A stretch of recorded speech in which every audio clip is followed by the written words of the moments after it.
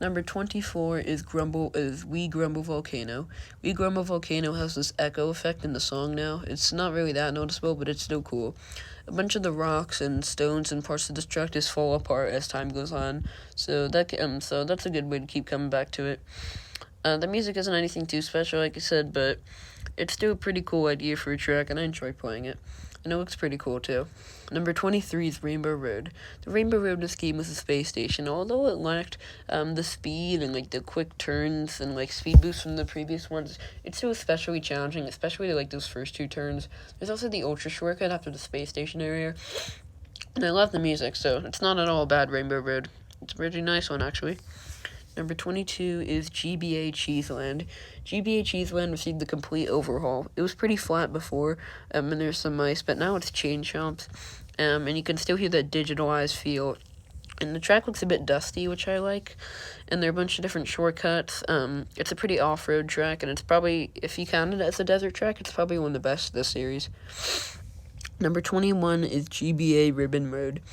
Ribbon Road has some surfer theme music. That's pretty cool. The track is absolutely beautiful. There's so much detail went into this clearly. The turns are pretty good too, and I like how you can trick off that wavy blue ribbon at the end, so yeah, that's nice. Number 20 is Mute City. Mute City has an incredible soundtrack, but in addition, the city looks gorgeous too, and it's overall not really too many gimmicks, just really challenging and tight turns the whole way, and that's nice to have a track like that. Number 19 is Shy Guy Falls. Shy Guy Falls is another very atmospheric course because you're driving up waterfalls and anti-gravity, then you're driving down a bridge. There's some Shy Guys at the end, mining and the caves. It's a pretty good course, and I always enjoy it. Number 18 is Dolphin Shoals. Dolphin Shoals has an incredible soundtrack with the Mario Kart riff, the jazz music. I love it. The giant Unagi eel from Super Mario 64, a bunch of those wind-blowing pipes. In addition, you have a bunch of cute dolphins hopping around. It's a pretty underrated course. Number 17 is Big Blue. Big Blue is a bit overrated. I still really love it, but it isn't that great. It feels a bit unsatisfying near the end, but I still really enjoy it. The turns are challenging. There's a cool ultra shortcut. I really enjoy the music too. And it's overall just a very pretty course. Number 16 is N64 Royal Raceway. Royal Raceway has a bunch of flower petals and a bit more Royal music, which I enjoy. There's a glider too, and although you can't drive the Peach's Castle anymore, it's still a completely solid track and it's fun the whole way through. Number 15 is N64 Rainbow Road. This is a Rainbow Road that was also completely overhauled, because now the music sounds a lot better. There's one lap, and although it's a bit short, it's still a lot of fun. There's one, you don't repeat it more than once. There's a bunch of these trains moving around and hopping chomps, making the road wavy. It's pretty cool, and it's very beautiful, too. Number 14 is Bowser's Castle. This version of Bowser's Castle is one of the most hectic ones yet.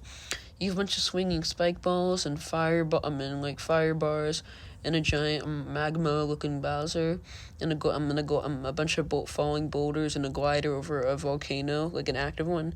There aren't any swamps, but we didn't need them. We had swamp ruins, and this course is pretty cool anyway. Number 13 is DS Wario Stadium, another course that was completely changed. At the end, they somehow managed to incorporate anti-gravity through these girder beam pipes underwater and the glider at the final straightaway, and didn't feel forced. In addition, there's also a bunch of fire bars and trick jumps and boost pads and ramps all around. So much fun, and I love the music too. I think it's better than Waluigi Stadium in my opinion. Waluigi Pinball. Number 12 is GCN Baby Park. Baby Park is a very hectic course. The music is hectic, the items are hectic, the players are hectic, the laps are hectic. It's just very fun the whole way through. Number 11 is 3DS Neo Bowser City, a very beautiful course with unforgettable music.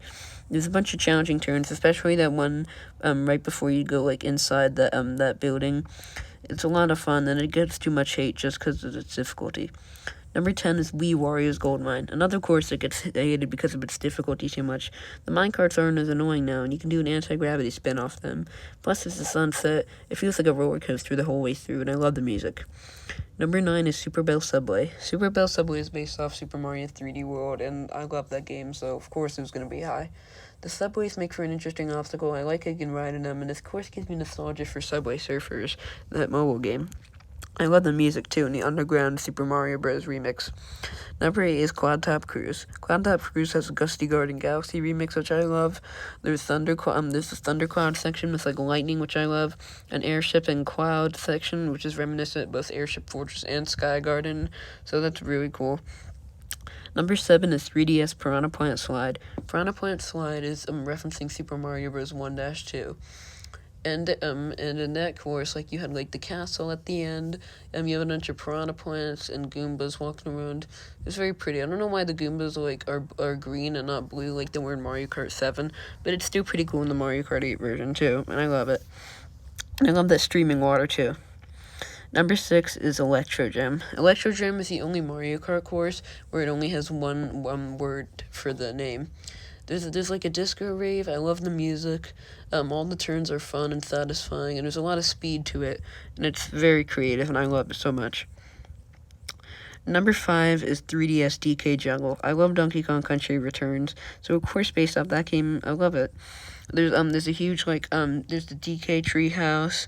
There are these the DK barrels, the frogs, and the tiki heads from those games. They're mentioned like there's the Golden Temple, of course, and Screaming Pillars. I love it. And the music is like a Jungle Hijink remix too, which I love. Number 4 is 3DS Music Park, my favorite retro track and Mario Kart 7 track in my opinion. The bouncing music notes are so fun. Same with like the tambourines and the drums and the xylophones and all that goodness. And the music is awesome too. I love it.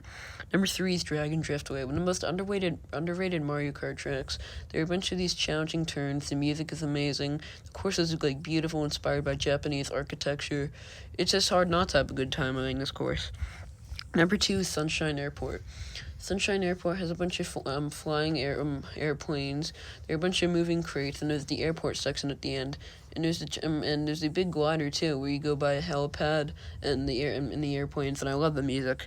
And number 1, my favorite Mario Kart course in 8 Deluxe and ever is Mount Wario. Everything about this course is amazing. The music, the icy section, the dam, the forest, the part at the end with a bunch of the snowy hills, the glider. I love it so much. Play Mount Wario.